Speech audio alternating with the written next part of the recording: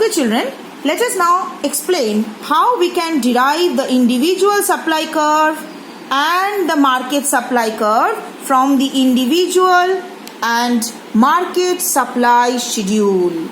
See here I have drawn a big table which shows the first column as the price column, then the individual supply of firm A and the individual supply of firm B at rupees 5 per unit. If I add the individual supplies of A and B, that is 3 and 5, what market supply do I get? 8.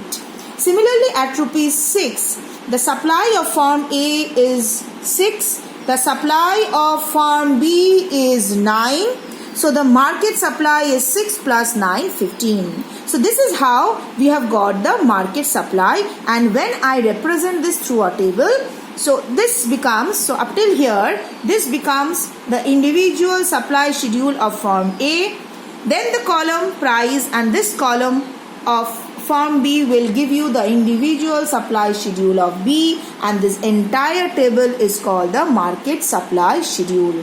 Now look here, if I look at the individual supply schedule of firm A, I am getting here 4 price quantity combination.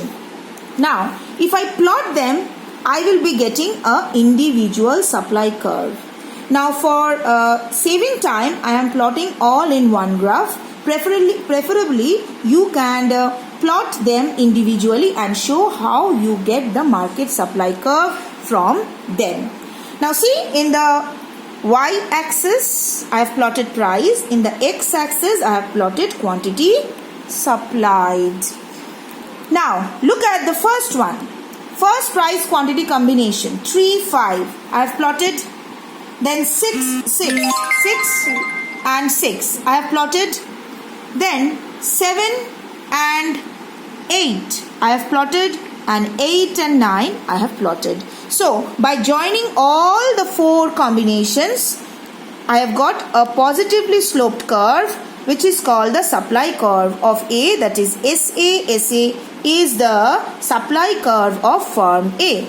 Similarly, if I plot the price quantity combinations of individual B, so at price 5 you have 5 units, so this is first point.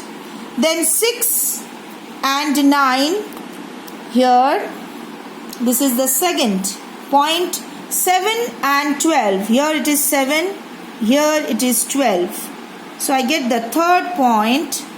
8 and 14, here it is 14 and here it is 8, this is 8 and 14. So if I join them, I will be getting the supply curve of individual B. Now what about the market supply curve? I have this points and this 4 points, so 5 and 8, again 5 and 8, so here lies the first point. Second 6 and 15, so 6 and 15, so this is the second point. Third 7 and 20, so 7 and 20, this is the third point. 8 and 23, so this is 8 and this is 23. Now again I am joining these 4 points. And what do I get? I get the market supply curve SM. So see children, the market supply curve is much more flatter than the individual supply curve SA and SB. This is how the market supply curve is obtained from the individual supply curve. Once again I tell you that I have drawn in one graph. If required, and preferably it is better that you draw it separately and show. To save time, I have done this. Hope you have understood it.